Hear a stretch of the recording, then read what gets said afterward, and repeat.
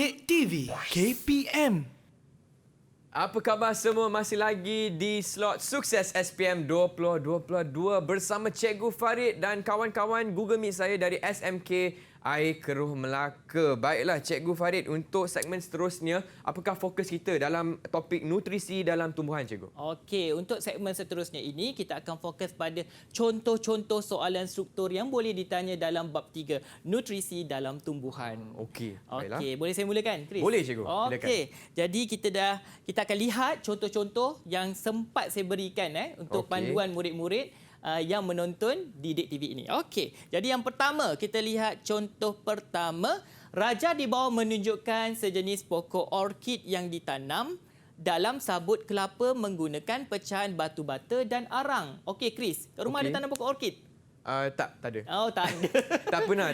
Oh, tak pernah. Jadi kalau kita tanam pokok orkid ni, kita perlu tanam dalam pasu yang ada ruang-ruang udara. Jadi itu sebabnya ada menggunakan pecahan batu dan juga arang. Okey, faham. contoh dalam gambar ni dia boleh tanam dalam sabut kelapa. Okey, kita lihat contoh soalan struktur. Yang pertama, dia tanya namakan jenis nutrisi bagi orkid tersebut. Jadi satu markah. Yang kedua, dia tanya terangkan nutrisi bagi orkid tersebut.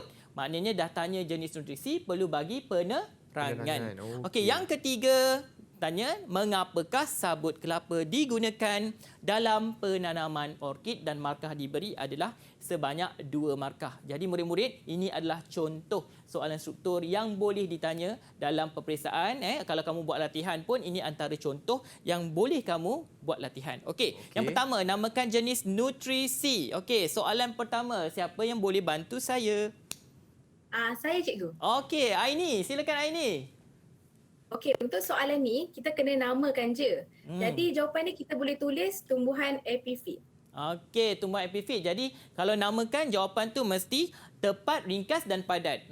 Sebab markah dia satu saja. Jadi jawapan dia adalah tumbuhan epifit. Sebab nutrisi pokok ni ada 3 saja yang kita belajar, iaitu karnivor, parasit dan juga epifit. Okey, jadi mudah untuk soalan yang pertama. Soalan yang kedua, kita lihat soalan yang kedua. Terangkan nutrisi bagi orkid tersebut. 3 markah. Agak tinggi kalau dalam biologi ni 3 markah. Okey, jawapan yang macam mana yang kita harus berikan? Siapa boleh bantu saya? Saya nak bantu cikgu. Okey, Damia. Damia Zafira. Persilakan Damia. Okey, berdasarkan pernyataan yang diberikan oleh Aini tadi, pokok orkid merupakan tumbuhan jenis epifit. Jadi kita tahu yang pokok jenis epifit ni dia akan menumpang pada tumbuhan lain sebagai perumah untuk mendapatkan lebih banyak cahaya matahari bagi menjalankan proses fotosintesis. Okey, bagus. Selain itu, pokok orkid ni dia tak akan mengancam perumahnya sebab ia boleh mensintesiskan makanannya sendiri. Okey, bagus Damia. Jadi dia hanya menyumpang tapi dia tidak mengancam perumahnya. Tujuannya hanya untuk menjalankan proses fotosintesis untuk mendapatkan cahaya matahari yang mencukupi. Jadi kita lihat kalau ada 3 markah, maka kita kena bagi 3 pecahan jawapan yang betul lah. Okey, jadi yang pertama kita rujuk adalah untuk menumpang pada pokok lain sebagai perumah. Itu adalah ciri bagi pokok orkid tadi. Okey, yang kedua, mensintesis makanannya sendiri. Secara fotosintesis. Jadi kita boleh tambahlah dekat situ secara fotosintesis. Dan akhirnya dia tidak mengancam perumah tersebut. Jadi ini adalah 3 ciri bagi pokok orkid tadi. Sebab tu 3 markah lah, cikgu. 3 markah. Okey.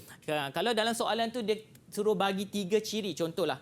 Dalam soalan saya ni dia tak bagi 3 ciri. Kalau soalan tu menyatakan bagi 3 ciri, murid kena bagi 3 sahaja. Okey.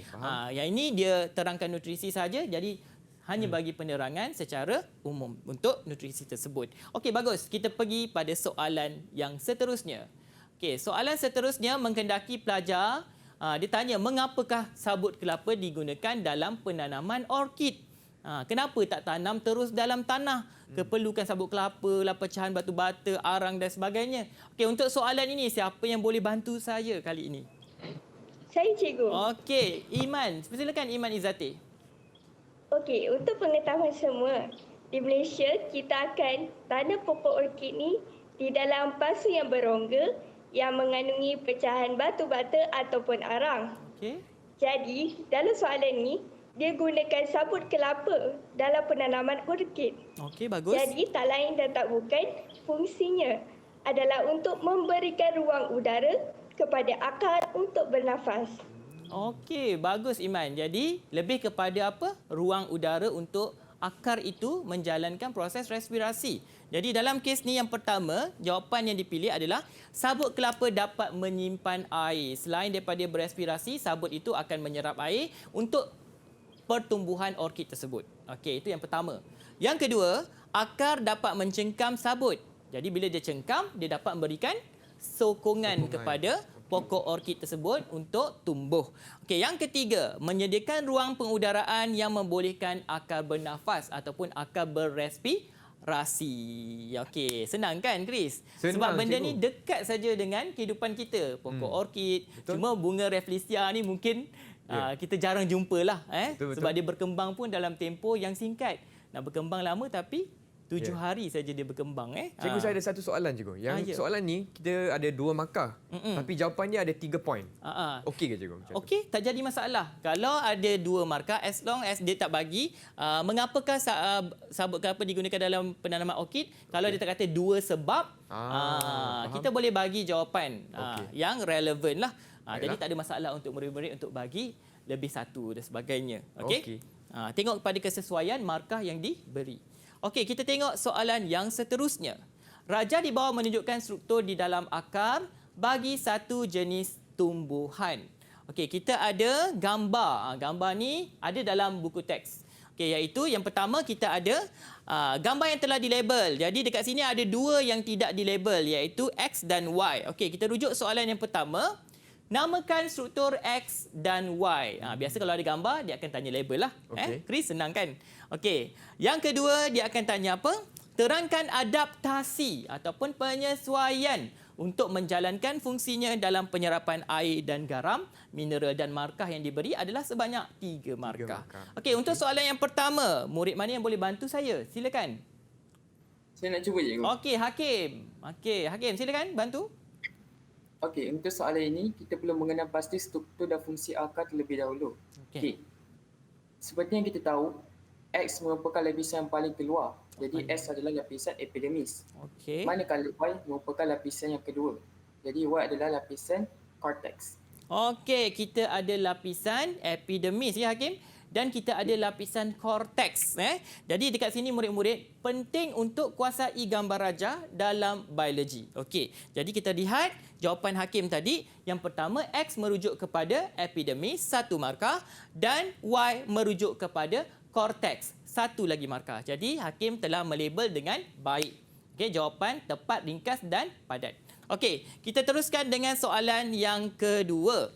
Terangkan adaptasi X untuk menjalankan fungsinya dalam penyerapan air dan garam, mineral. X. Okey, Hakim dah bagi tahu tadi X itu apa. Jadi siapa boleh bantu saya untuk soalan yang kedua ini?